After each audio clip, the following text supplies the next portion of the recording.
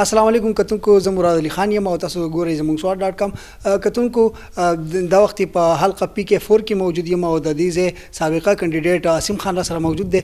دینه پښتنې کوي چې دا موجوده چې کوم حکومت صورتحال روان دی چې په دې باندې ریس نظر دی.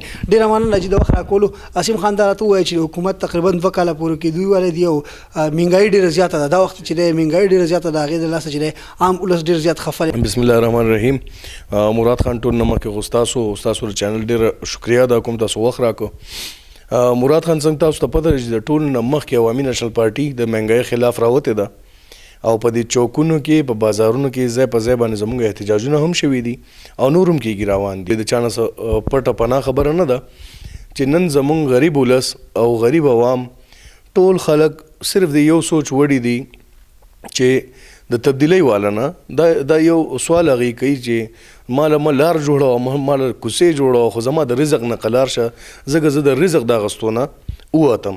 نن اوړه د اسمان سره خبرې کوي، نن پټرول د اسمان سره خبرې کوي، نن د غریب سړي ژوند تېرول ډېر زیات ګران شو. نن تاسو ګورئ چې په پوره د صوبه کې نه بلکې په پوره پاکستان کې خلک لګیا دي خودکشیانې کوي د دې ګرانۍ د وجې نه د مهنګۍ د وجې نه چې د خلکو سورس اف انکم بالکل نشته، ځکه کاروبارونه نشته، هغه هم د ګورنمنټ غلطې پالیسیانې دي.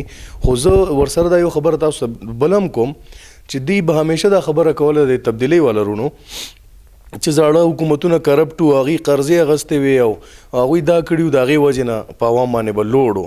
نن زه دا وایم چې قرضه هم دوی واخیسته، دوی مطلب قرضې د هغوی په ډبل دی قرضې واخیستې او د هغې باوجود غریب سړي ته مهنګۍ، غریب ته نه بلکې ټولې دنیا ته ټول پاکستان ته مهنګۍ دومره حد ته ورسېده چې د هغې پیک ته رسېدلې. نو زما په خیال باندې چې دوی یا خو په دې خبره نه دي پوه ځکه چې د هغې وزیران صاحبان یو څه خبره کوي دي بل څه خبره کوي.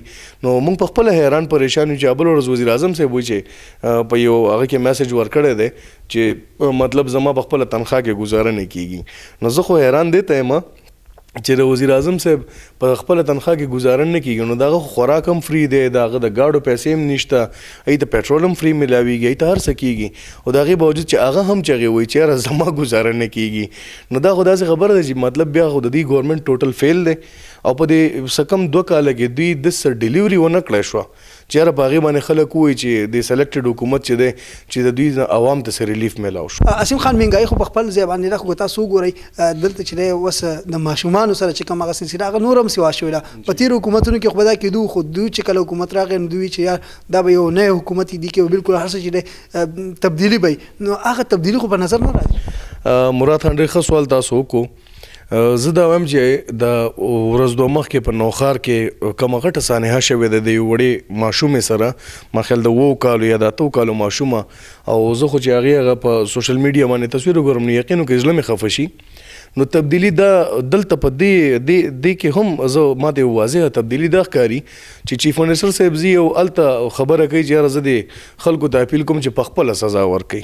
نو اټ مینز چې یاره زموږ د حکومت لاس او خپې کار نه کوي چې هغه پبلک ته وایي چې تاسو ورله سزا ورکوي. نو چې پبلک سزا ورکولی شي نو بیا خو دلته د معاشره کې به دا ژوند ډېر زیات ګران شي. زه خو وایم چې وزیر اعلی صاحب له پکار دا ده ځکه زموږ د سوات ته خلکو هم ډېر لوی ارمان او ډېر خواهش و چې چېرته خدای پاک په موقع راولي زموږ خپل چیف منسټر راشي. نو نن هغه دعا خدای پاک ولا پوره کړې ده زموږ د سوات خلکو له. خو هغه داسې چیف منسټر صاحب راغی چې هغه خلکو ته پبلک ته اپیل کوي چې یاره تاسو په خپله سزاګانې ورکوئ. او زه خو نه پوهېږم چې وزیر اعلی صاحب له خو پکار ده چې هغه د پوره صوبې وزیر اعلی دی، هغه صرف او صرف د خپلې حلقې پورې محدود او د خپلې مټې وزیر اعلی جوړ شوی دی. نو زه په هغې باندې هم زه پوه نه یم. او بله خبره دغه ده چې د خلکو بېروزګاري ډېره زیاته شوه.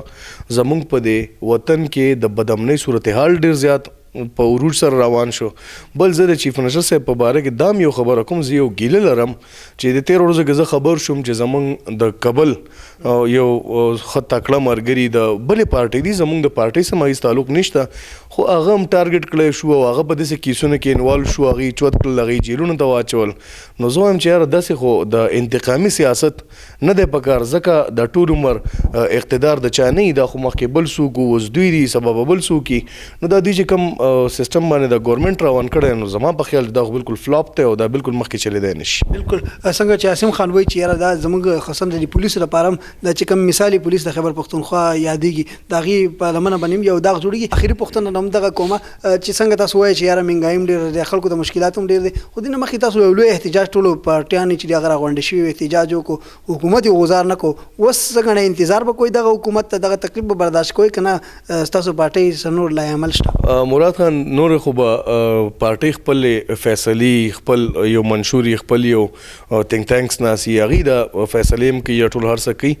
زه به صرف تاسو ته د دې ټولو سوالونو یو لنډ غونډه کې جواب درکړم چې دې حکومت ته د چا د غورځولو ضرورت نشته، دا په خپله غورځېدلی دی او زه اینم دا او زه ډېر د نږدې نه دا فیل کوم چې دا په کم حالات باندې دا سیسټم روان دی، دا ملک دوی روان کړی دی، نو دوی به څوک غورځوي نه، دوی په خپله غورځېدلي دي، دوی په خپله زر تر زر استعفاګانې ورکوي چې نور موږ دا مرګ نشو چلولی، دوی به سرنډر کېږي. ډېره مننه. کتونکو دا عاصم خان چې پی کې 4 سابقه کینډیډیټ دی د عوامي نیشنل پارټي سره د دې تعلق دی او د دې خبرې تاسو واورېدې. تر دې د خپل قربان مراد علي خان له اجازت ورکړئ. د الله